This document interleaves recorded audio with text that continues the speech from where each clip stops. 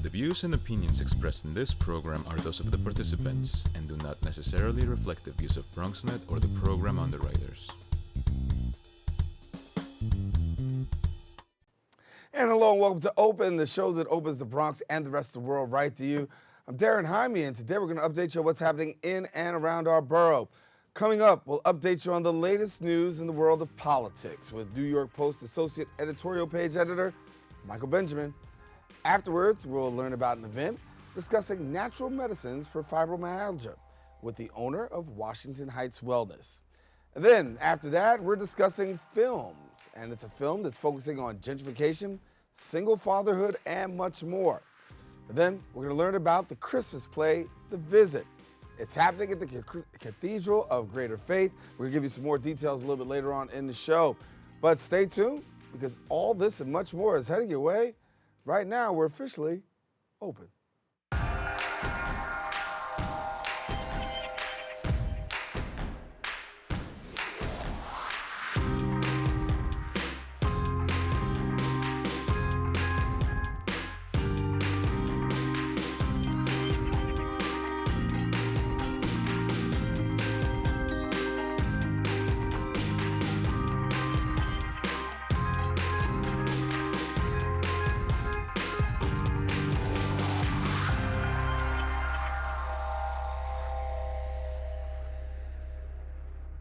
And hello, everyone. I'm Daren Jaime, and today is Wednesday, December 4th. You're now watching Open, a live program bringing the Bronx and New York City straight to you. We also want to welcome our viewers on Manhattan Neighborhood Network, as Open is being broadcast simultaneously on MNN's channels. You can also stay connected to us on all of our social media platforms at BronxNet TV. Well, a lot of things have certainly been going on through the past week. We'll take you through a few of them with our Bronx updates.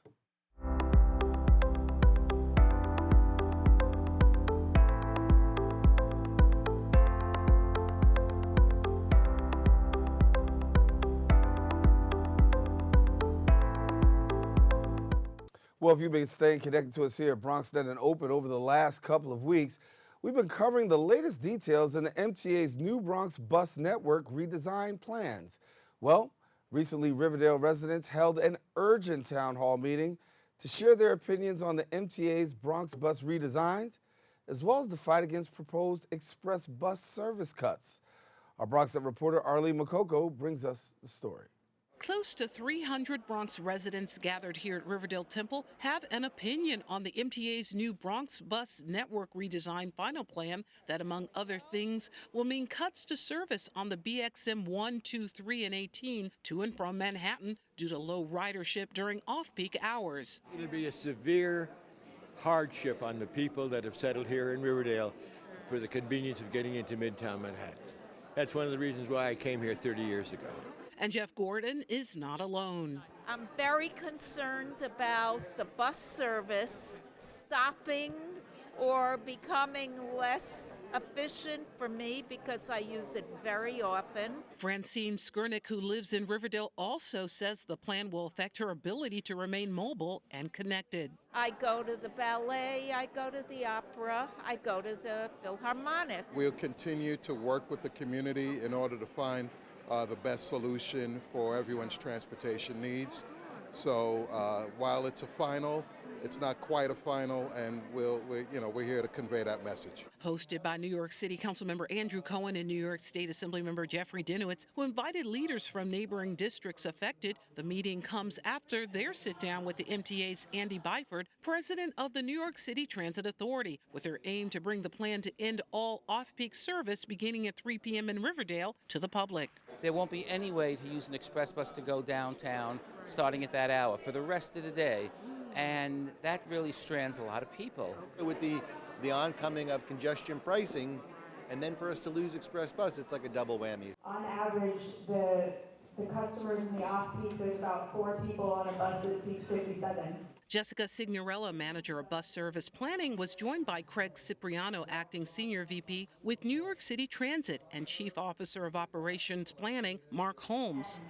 to cut off southbound at 3 o'clock is cruel and totally unacceptable. Health was another issue raised. This resident shared he works at Mount Sinai and collected data on their number of hospital visits from 2016 to 2018 from zip codes 10463 and 71 that make up this area as 6,000. Of those 6,000 unique individuals, they have 40,000 appointments. As you heard here tonight, almost no support for the MTA's plan as it stands right now.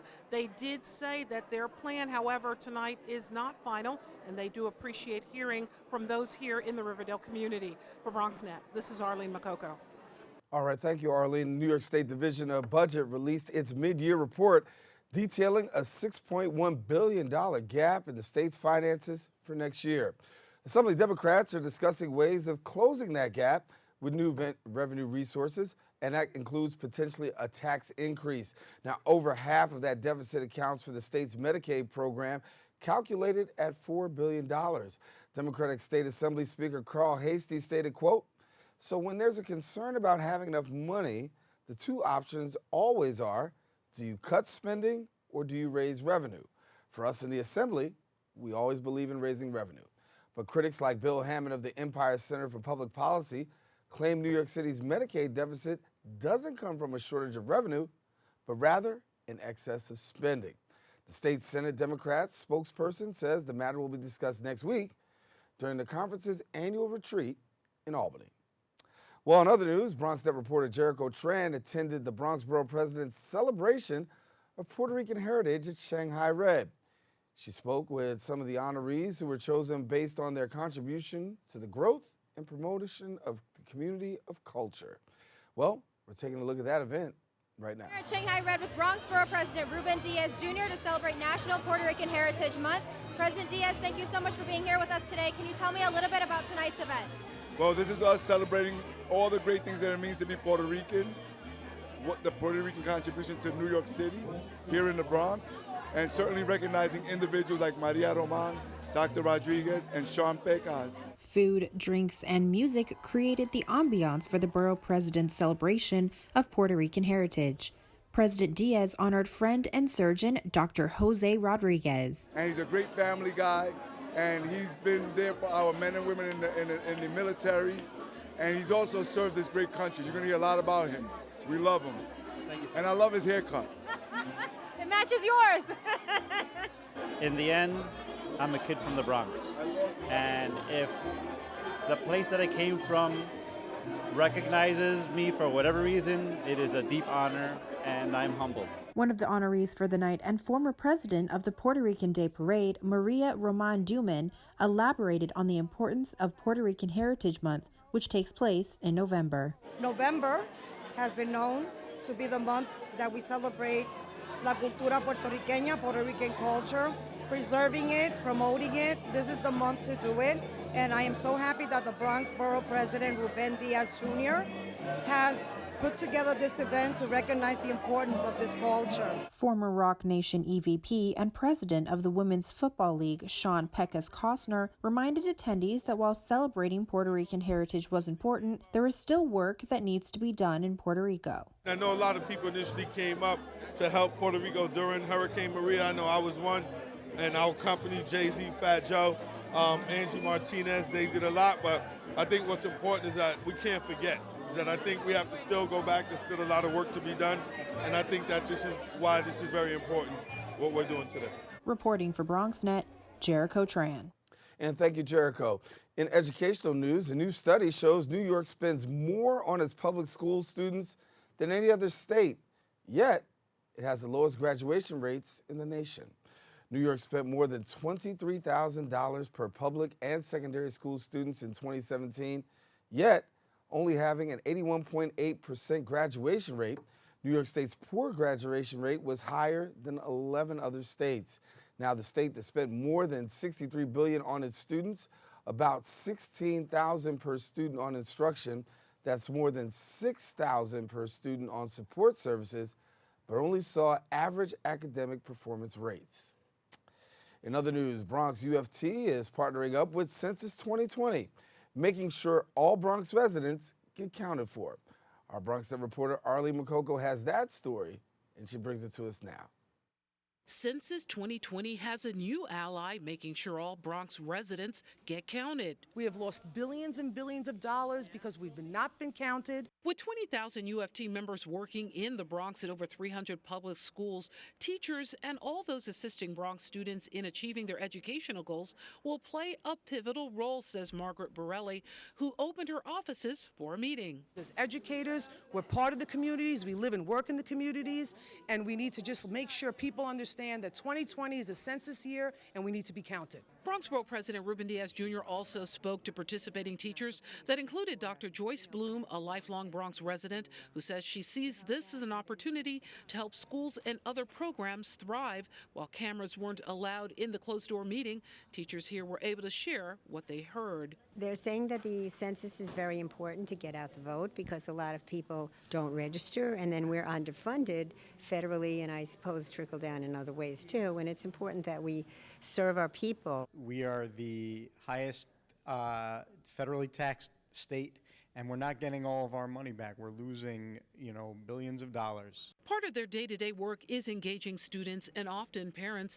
Educators hope this trust already in place will diminish fears about the census and be an opportunity to share the impact they can make by participating. Matt Ravik, who has been a counselor for 13 years here in the Bronx, shared he discussed the possibility of competing and collaborating with other boroughs to see who can get the highest count. The other issue is to just explain to people who might be afraid to fill out the census, that it's nothing to be afraid of, and it's important to do. Census 2020 begins March 23rd through July. For more information, go to census.gov. For BronxNet, this is Arlene Makoko. And thank you, Arlene. The census is important for providing the basis for reapportioning congressional seats, also redistricting and distributing more than $670 billion in federal funds annually to support states, counties, and communities' vital programs that are impacting housing, education, transportation, employment, healthcare, and public policy. Now, if you need more information on the census, you can visit census.gov. Well, that's all the time we have for Bronx Updates. We are taking a quick break. We do have more open coming up right after this.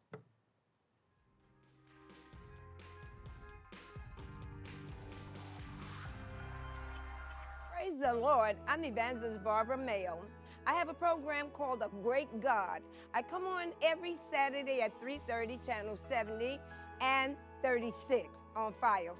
You need to catch me because it's a program to encourage, to lift up, and if you don't know anybody that haven't heard about the program, tell them about it. They'll be encouraged, for God is good. God bless you.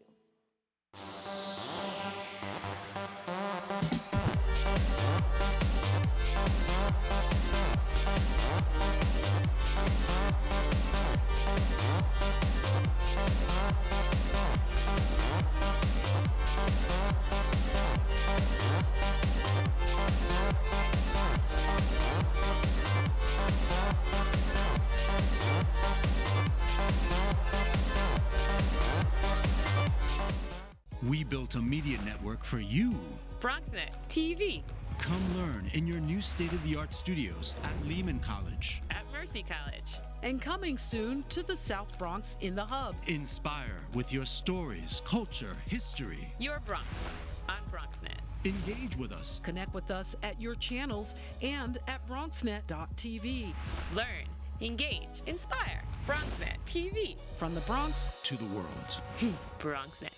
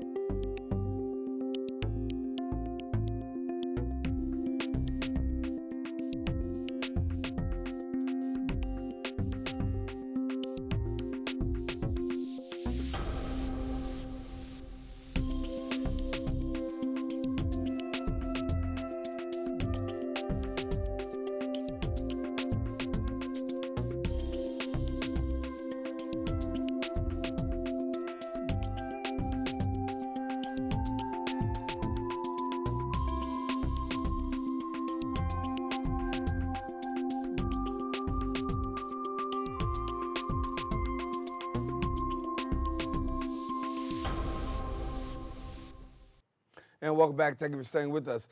Senator Kamala Harris has officially dropped out of the 2020 presidential race. What does this mean with 15 remaining Democratic candidates? Meanwhile, House Democrats approve a report that found evidence of President Donald Trump's misconduct. What does this mean for the rest of his presidency? And then, on a local front, New York City is increasing criminal reforms, but many representatives are against us. Giving us more information on these events and how it's affecting us is Michael Benjamin, Associate Editorial Page Editor of the NYPost. And Mike, good to have you again. Pleasure to be on, Daren. How are you? I'm doing good, doing good. Let's get right at it. Listen, Senator Kamala Harris drops out of the race. Reports say she didn't just have enough funds to be able to continue. What does Kamala Harris dropping out of the presidential race mean for Democrats? Well, she dropped out because she had a very disorganized campaign. She is running as a prosecutor in an age where criminal justice reform is at the forefront, so she's out of step entirely with most of the progressive liberal voters, or at least groups that are out there, and it stalled her campaign. And she wasn't a very good campaign manager, and she really shouldn't even have been a candidate for president. It just it reduces the field. Some are upset because there's now one less woman and one less person of color who'll be on the debate stage later this month. To me, that's not important. As important are the policies, and I think African American voters and other voters of color care about policies and not so much what a candidate looks like. Well, you got questions that are being asked. I mean, I think they're legitimate questions when you talk about the fact that the people who are actually running do have a great, war chest in terms of finances. And then when you turn around and you have Kamala Harris, and then you also have a Senator Cory Booker who's still in the race but doesn't have enough money to actually make it to the debate stage, questions have to be asked about, financial, the financial component and what that means and being able to have a voice. Well, yeah, but obviously if they had a real program of policies and proposals, to be able to attract voters. And I think that's their main problem. It's not because of the people of color, because they haven't been able to present proposals and plans and programs that attract supporters who would want to give them money. I mean, there's a lot of talk about Tom Steyer and Mike Bloomberg being possible on the debate stage and being up in the polls because their billions are buying them access. Yes, that may well be true, but they're not. Neither one of them is the president of the United States. I mean, I'm almost certain that Tom Steyer and Mike Bloomberg will not be a Democratic nominee for president of the United States come next July. We've seen stranger things. We should focus. Yeah. What'd you say? No, I think we should focus on what are the policies that the Democrats want to see, and how they're best going to be able to defeat President Trump in the key swing states that are going to be key to Trump's reelection and were key to his election in 2016. Well, we want to talk about the impeachment because the House Intel Committee voted to send impeachment proceedings to the Judiciary Committee, and that is a huge step forward for Democrats. What are we seeing, and what do you anticipate happening here with the report now going to the Judiciary Committee? The Judiciary Committee is going to come up with the bill of particulars for the articles of impeachment.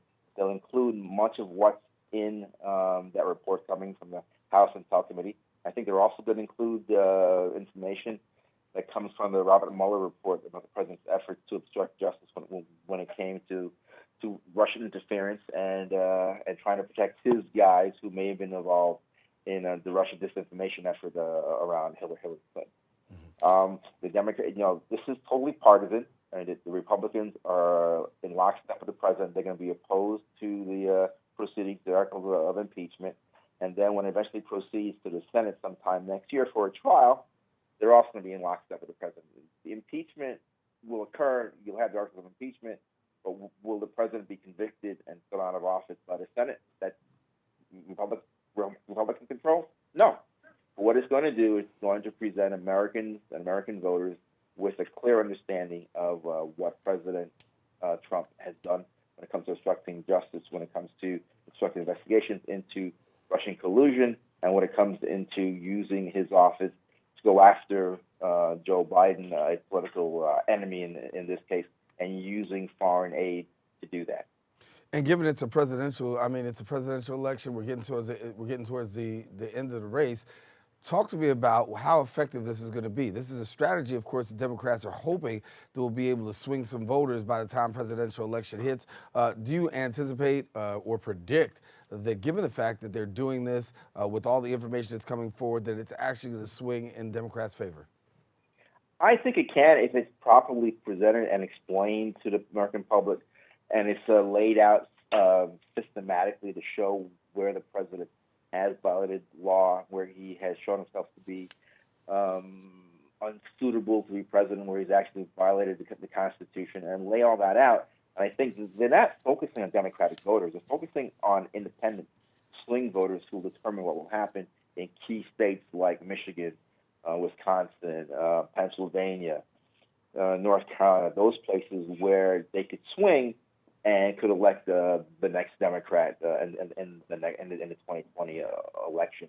And to lay that logically and something that the public can follow, particularly swing voters, I think they could be successful. People really aren't satisfied with this president, the way in which he comports himself, and the way in which he has used his office and his power to try to obstruct investigations and try to protect himself and go after his enemies in a way in which he denigrates his enemies in public and on Twitter.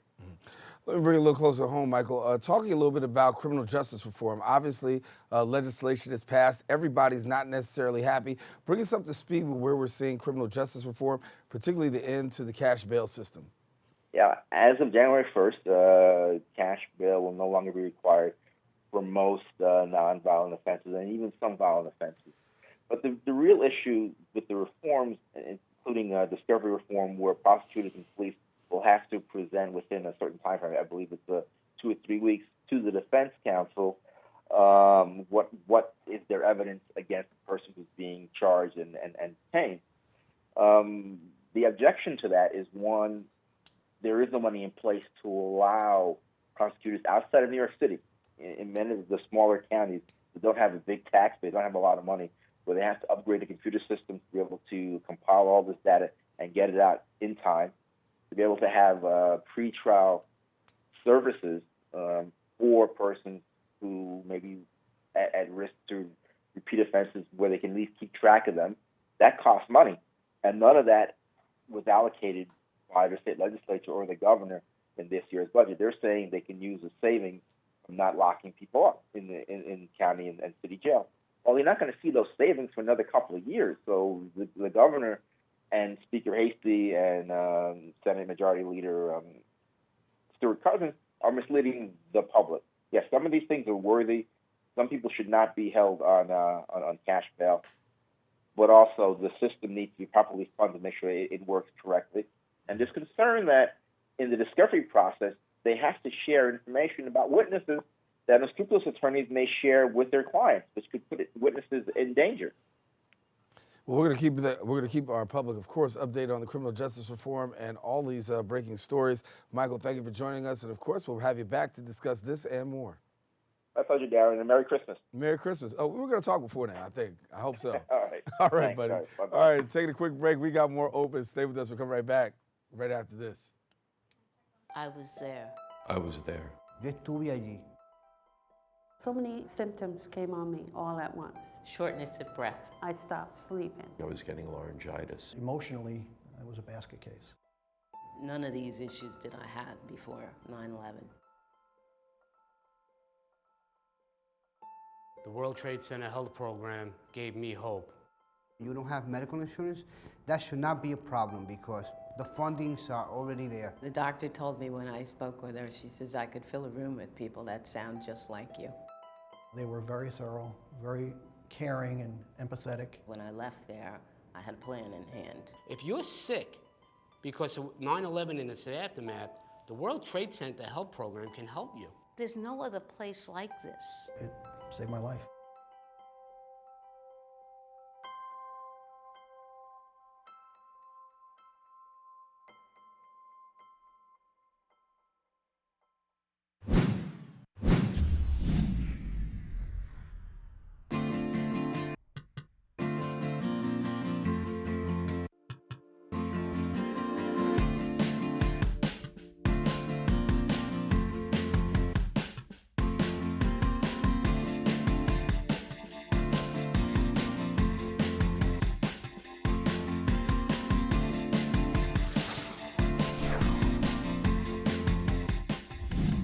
how to be other gay people in this Yeah. borough.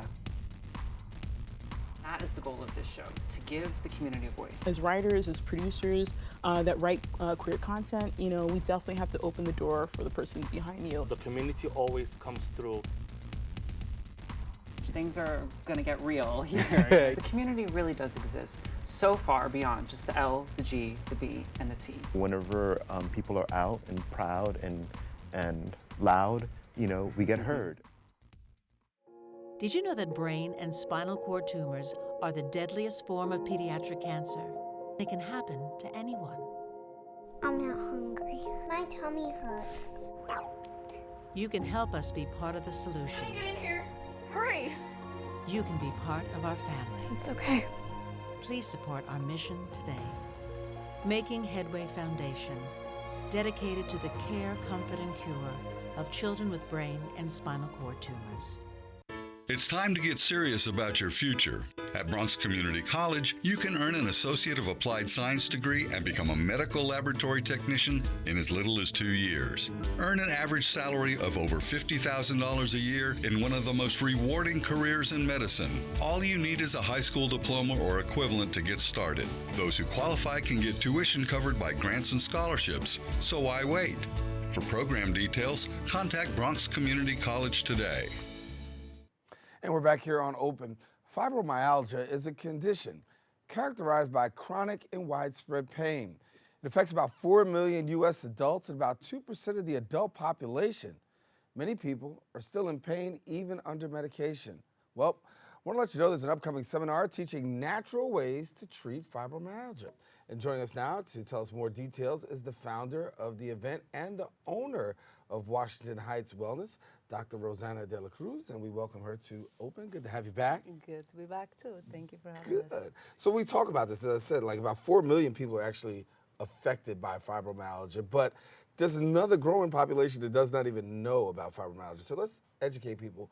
Exactly what is fibromyalgia? Fibromyalgia is a chronic condition where high levels of chronic inflammations are building up, or they have been building up for a period of time.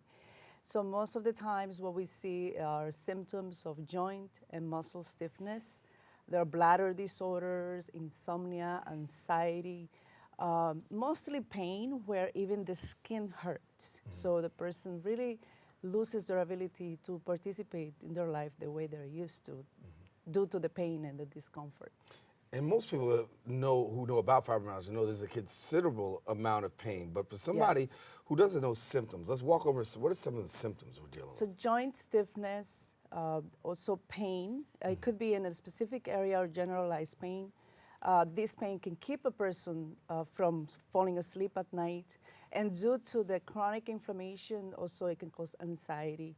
And when the person stops working the same way or being able to socialize the same way, then that can also cause a lot of mental, emotional conditions.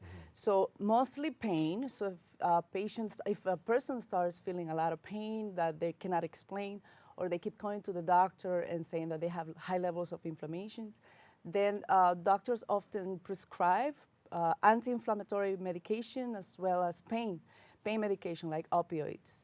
So those are the first stages of fibromyalgia. And then when you have it, of course, a lot of medications sometimes prescribed. You're coming from a natural perspective, right? Saying there's some natural ways to actually deal and treat fibromyalgia. What are some of those ways? Well, the first thing is that we know the body heals itself if we do the right things, right? So, and this Saturday we're gonna have a free talk talking about how we can start applying self-care techniques at home.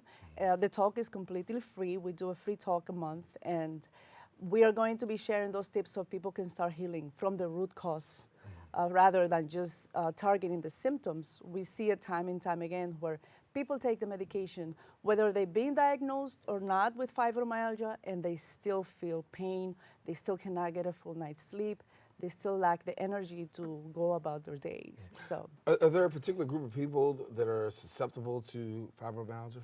Well, the majority of patients that we see are women, and from 35 and above.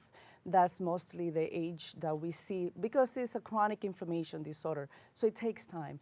But mostly it's women that are affected by fibromyalgia. And you said the pain continues through. Yes, that's one symptom that's always there, pain. It could be stiffness, pain in a specific area or all over the body. Talk about trigger points. Yes, trigger points are very popular.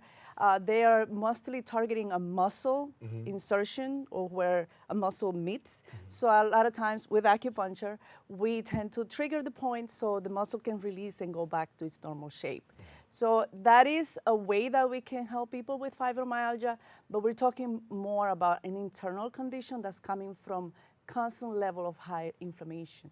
What kind of results do we see on the natural side, given the fact that you're talking about treating from a natural perspective? Yes, we have patients that have completely eliminated all their symptoms and that are now participating in their life the way they used to. So that's our goal. Yeah. There's always this debate, right, about natural versus, you've got medicine and you got natural.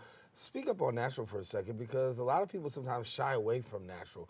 Why do you feel natural is so important? It's important because when we look at our body is already creating medicine that is healing the body, whether we are ill or not. It's the way that the body works. So the body works. So natural medicine is important because we can actually combine it. So integrative medicine is best specifically for chronic disorders. So eventually the patient doesn't need the medication. They can just live a life where they don't need anyone because the body is healing itself. So that's what natural medicine allows the body to do. Right. So we want to tell people there's going to be a free talk again. Yes. And you do it once a month. We do it once a month. We also offer a free consultation for all of our patients at Washington Heights Wellness, where we meet with the patient and we can start addressing the root cause and telling them how we can help them. Are there any stereotypes that we can debunk about fibromyalgia? Because we hear a lot of stuff, sometimes with regards to it. It'll be there forever. It's the worst. It's this, yes. It's that. But talk to us about some of those stereotypes and how we can debunk a couple of those. Absolutely. I am a firm believer that we, for the most part, 90% or plus, more than 90% of us, of the human body is born healthy. And so we should not allow anyone to tell us that we are chained to a condition, no matter what that condition is.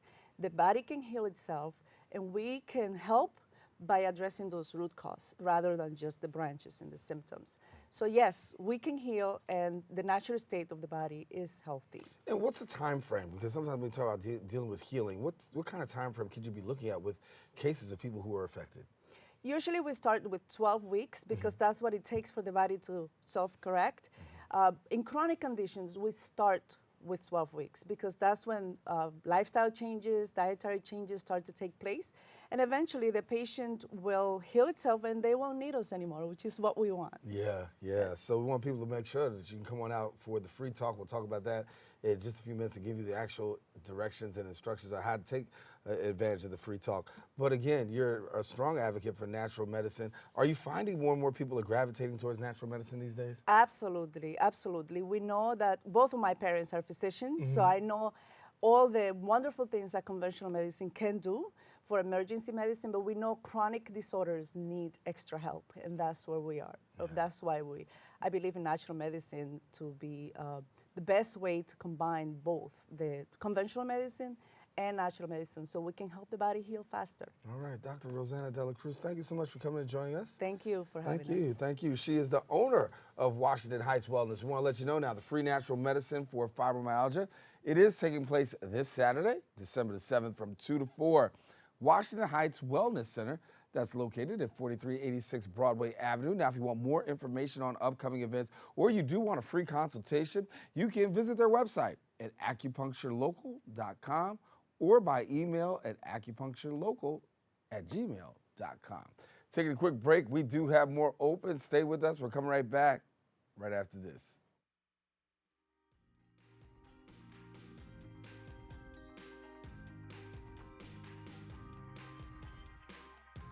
What's up, guys? It's your girl, The Essence, here, right on the set of the The Essence Show. Please tune in each and every Wednesday at 9 p.m., Files 34, Optimum 68, and live streaming, bronxnet.tv. Or you better get in line.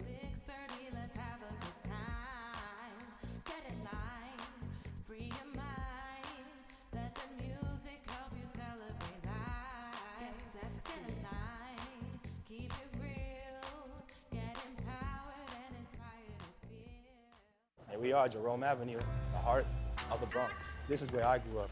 Business is booming, people are moving, everyone works hard. Nothing was handed to anyone here. I've been in here to take my passport pictures. I just bought flowers here for my mother. Oh, this is where I get my smoothies, by the way. Continuation. This is what we call the O, 170th Street. It feels so Bronx. Hey, my man Fonzie. We've walked up and down the corridor, nothing but love. And I'm glad to say that Jerome is home.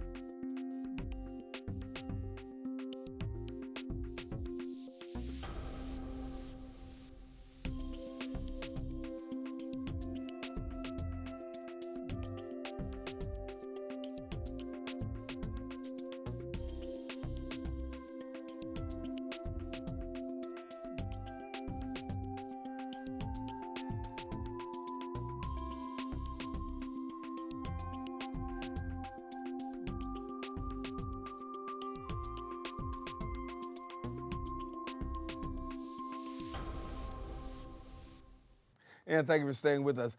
Linden Street is a film focusing on a young black man who is thrust into the single fatherhood while he tries to figure out his own life. Now, telling us a little bit more about the film is the Linden Street director and writer, Janice Biggs, and producer and actor, Brian L. Lewis. And we welcome you both to the show. Good to have you. And thank you for having me. I appreciate it. Having us. Good, good. So give me a little bit about Linden Street. You know, this is it's a powerful story, and you wrote it. Give us a little bit what was behind it. In 2008, I moved to Linden Street in Bushwick, and there were lots of inspirations for the story, but I kept seeing young black men pushing baby carriages, and I just thought, this is something that I never see on television, and I sort of dove into their stories, talking to people, doing a lot of research, and I felt like it was a story that needed to be told, and hopefully it'll bring more awareness to these men who are really, they struggle. It's hard being a single parent. Yeah, single parent is tough, and you do a good job of, Brian, of portraying. Talk about your role. Well, my role is one of the friends. His name is Man, who's a friend to the main character, Keith. And he's just somebody from the neighborhood, somebody from the block who's stuck on the block. And I found his character so interesting because I know people like that. I grew up with people like that who's just in their place where they and don't know anything outside of it. And just the story of Keith himself, who is the single father. I have a lot of friends who are fathers, who are single fathers, so telling that side of the story for me was just so important. It was extremely important, and I don't see it personally. I've never seen it. Really, well, I haven't seen it that much, as much as I would like to see it, so, yeah. And the message that you want people to take away, I mean, you're dealing with a couple of issues. You got your single fatherhood. We also have gentrification that you deal with. Yeah. And I guess I'm part of the gentrifier, in a way, coming to this neighborhood. But I was welcomed from day one, and everybody, I found it super inspiring the way everybody communicated. We had block parties, parties in the backyard. It's a really, I have a lot of fondness for the block. It's people have lived there multi-generations, and they welcomed me, and we help each other. You know? And what are you wanting people to take away from this experience of watching the film once the film is out and people taking a look? That's a good question. I want people to understand representation of people of color in film, and media and TV.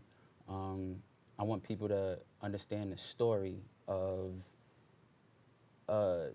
what it's like to be a single black father in these neighborhoods and in these communities, because that story isn't told so much. And I think I want people to understand our point of views when it comes to gentrification, because I feel like it's always a good and bad side, and our voices to it isn't heard as much. And I just want our voices to be heard when it comes to gentrification and how we feel about it. And from your perspective, what's the feeling like? It goes. I do a whole show on this one, which is very true. That's very true. It goes all over the place, man, because it takes. Oh man, it hurts in a lot of ways because we're being uprooted from places that we grew up in, from places that is all we know. Right. And people that's coming in isn't doing justice to the community itself. They're not necessarily giving back to it. They're not necessarily helping lift it up in many ways, and it hurts the community in a lot of ways. It hurts the culture in a lot of ways. So, again, we can do like a whole show on what gentrification is from our perspective, but the film taps into it just a little bit. And doing it for you, a learning lesson too, right? Yeah, and I sort of gave my personal experience with it, being on the other side, but I tried to show things from all sides, and frankly, there are a lot of moments where people like me are being made fun of in the film, and I definitely changed my subject position as I was writing it, as I was researching it, and overall, I didn't want the film to have a heavy point of view in any direction. I subscribe to dialectic filmmaking, and I think that allows people to walk away and think further and talk about it and to start a conversation. Right. And big up to Janice too, because she gave us, she gave the actors and the cast members a huge voice in the process. Because if we didn't have that input that we had, I don't know if it would have been as authentic as it is. Right. Yeah. Screening. Let's talk about that. Friday, 6:30 at NYPost, 25th Street and Park. Everybody is welcome to RSVP and attend, and it'll be a fun night. We're going to have the teaser screening, which is 7 minutes, and then a conversation, and then dancing. Q&A with us and a couple of the cast members. Ray Holiday leads the charge with as the moderator. So it'll definitely be a fun night. So if anybody's interested or anyone can come out, please feel free to come. I mean, there's a great conversation that you're having. I'm talking about, people of color in film, which is definitely something that lacks, right? You talk about gentrification, which is huge, and then single fathers and black fathers, right? Yeah. It's a lot that gets discussed and a lot that's thrown in the mix. Yeah. What are you hoping at the end? In addition, you want to have conversation, right? You want people to have conversation. But what are we hoping out of those conversations? Is it going to be an awareness? Is it going to be a call to action? Do you have, or is it just, I'm putting this film out here and something for you to think about? Definitely something to think about, but I feel from talking to men in this situation that the system is not very helpful to them in a lot of ways.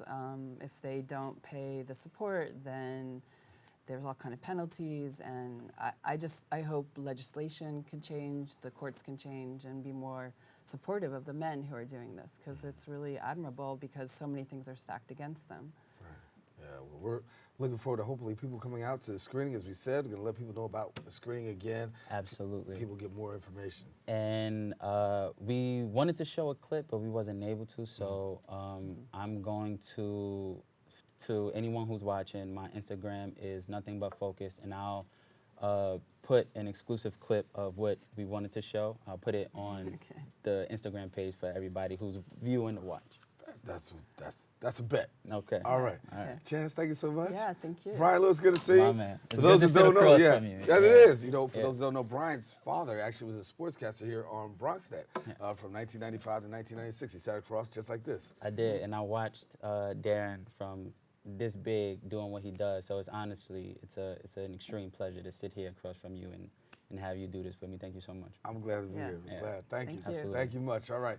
Well, listen, the Linden Street screening taking place Friday, December 6th from 6:30 until 10 at the new house, which is located 110 East 25th Street. So come on out and make it. Now, if you want more information, I should say, you can visit the film's Instagram at Linden Street Film. Now, why don't you stay tuned? We got more open coming up. We'll be right back right after this.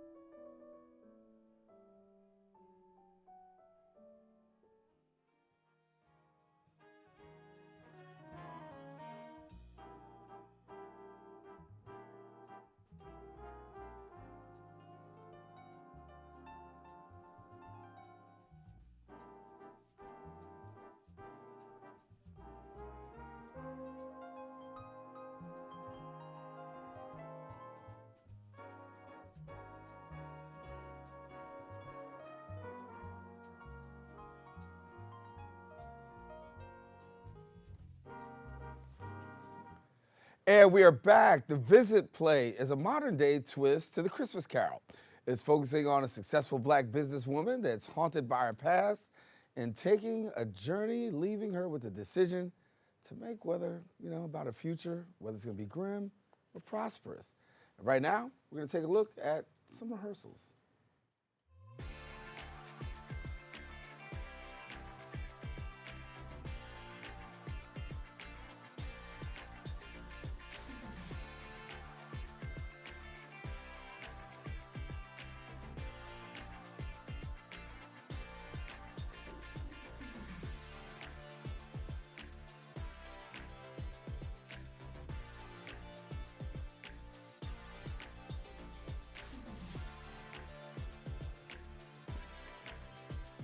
And we are going to be joined by some very special guests. Joining us to tell us more is the Director of Performing Arts, Stephen White, who's the Director of the Visit, Diamond Essence White, and playwright Shanika McCoy. And thank you all for coming and sharing with us. Thanks for having us. Good. So I'm going to start with you. Okay. Tell us a little bit about the play from your perspective. So the play, like you said, is a modern day twist on The Christmas Carol. It's about a Black entrepreneur. Her name is Natalie Reed. And every year around Christmas, she gets just so mean to people. And so throughout the play, we get to see her journey on how she got there. And she's faced with a very important choice about, will you continue to live this way, be terrible to people, and have a grim future? Or will you make a change, heal, and have a better future? Shanika, you wrote this, huh? Yes, I did. So talk to me about your thoughts in writing and what you want to come across. So many things with this play. You know, writing for me is more of a gift from God. And, you know, I write to music a lot. And, you know, it's not something like where it's a talent where people go to school for it. So It just comes to you. it just comes to me. And how long did it take you to write? It could take me a week to 2 weeks sometimes, depending on what I have to write and how long the play has to be. Steve, talk to me a little bit about you're the director? Well, no, I'm the head of the creative arts department. Okay. But we have actors and we have writers. But our church is a Cathedral at Greater Faith Church, and we like to put on productions every year, annually. It's Christmas productions, and we like to hit our community in more so of a realistic form. It's not about Santa Claus or anything like that. We have like real life situations that people go through on Christmas. Some people go through depression, single parent households, and just all kind of challenges. So we like to hit that so we can relate to our community, and you know, they don't have to go downtown. We write in the Bronx. So we started out small with skits, but now we have full productions. Yeah, I was going to talk about that. You know, you guys have grown like from just doing to really like full out. It just developed into that. Now you just finished yourself. You were on Broadway. I was. Yes. So talk about your Broadway career. Well, I was in Dear Evan Hansen on Broadway as a Zoe Alana cover. I actually got that 7 months out of college, graduating with my BFA, and I was with the production for about a year and a half, and most amazing experience of my life. So what's it like to come and bring these skills back now to church and to a community in the Bronx? It's very different. I've never been on the directing side. I've always been on the acting side, but in stepping into the director role, I find that there's a little bit of a director in every actor, I think, because we've been directed so much, and like we get very invested into the characters we play. So it was very challenging and exciting to get invested in all of the characters to try to bring them to life. And Steven hit on it a little bit. I mean, for the holidays, right? It's not always the most glorious time for people, right? It's not. But you do want to provide something that's uplifting. What are you hoping that people walk away with this experience of watching The Visit? Well, you don't have to be mean. You can always change your life around. There's always, you know, good things come out of bad situations sometimes. Don't have to be a Scrooge, huh? No. Right. So talk a little bit more. Cathedral Greater Faith, you guys do a lot of great work, and this creative arts is just a part of it. Yes. So, well, we have a whole arts department. We have music. This production is going to be featuring a lot of music, great singing, guest artists, great acting. As you know, we have someone from Broadway. College paid off. And we just hit it from all angles, and we just try to inspire the community and just let them know we have a greater source, which is God, that can help them through anything, especially in this time. And there is some huge significance in this play. I mean, obviously, you know, people during this time of year definitely are, you know, it's festive, and some are not so festive. And, you know, they've got the holiday blues. How'd you go about, you know, really writing this and the background in writing this? Well, I had to tap into some of my own experiences in life, you know. Like you said, around the holidays, everything is always not about Santa Claus, about gifts. Some people go through a lot of struggles in life. So, you know, I just took that and I just put it together, you know, with my ideas, and I said, let me just come up with something where somebody can relate to it, and that can be relatable. So. And so we're going to let people know, you know, that you can take part in the play and you can get tickets. Yes, the play is December 14th. It's a Saturday at 7 p.m. December 15th, which is Sunday. It's 2 shows. December 15th at 5:30 p.m. It's at our church. We have a pretty big church. It seats about 800 people. and we're trying to pack that place out. Yeah. We're trying to pack it out every night. It's in the Cathedral of Greater Faith, 4214 White Plains Road in the Bronx, and we would love to have you guys. And you have a combination of various talents, right? You say you got the music component, you got acting, you got writing. What else you got? Music, acting, writing, dancing. Dancing, right? Yeah, very good dancers as well. Yeah. It's a whole group of them. It's like about 20 of them that just all in sync, and it's a great thing every year. And it's awesome too, to a certain extent, because you have also the arts in church, right? Yes. And so, for many times when you go to school, they cut these programs out, but for the church, it also provides a place for them to actually work on their gifts, right? Yes. Church is where I got started in acting, Yeah. actually. So, I think it's amazing to do what we do and to have the children be a part of it, because some of them are like coming into it and they're like so inspired. They love dancing, they love acting, they love singing. And it's also a great way to get a message out there without having a preacher on the pulpit. It's just another way of getting a message out there. Right. The message. The message is found in the visit. Thank you. Yes. Thank you. And thank you for visiting with us. All right, listen, want to let you know, the visit, the Christmas play, is taking place on Saturday, December 14th at 7 p.m., as we said, and then again on Sunday, December 15th at 5:30. Now, the play, again, is going to be at the Cathedral of Greater Faith, located at 4214 White Plains Road. Now, if you need more information or you want to purchase tickets, call us at 718-547-8966. The number is 718-547-8966. Well, we come to the end of our show today. We want to thank all of our guests for joining us, but most of all, you, the viewer, for tuning in. Now, if you missed any part of today's show, don't you worry, because we've got a recablecast that comes on at 5 and 10 p.m. on Optimum's Channel 67. If you don't have Optimum, you have Verizon Files. You can check us out on Channel 33, or you can watch us anytime on the web at bronxnet.org. And yes, you can catch a brand new episode of Open on Friday with Rena Valentine. That wraps it up here on the set of Open. I am Daren Jaime saying take care, God bless. Make sure keep this channel wide open. We'll see you real soon.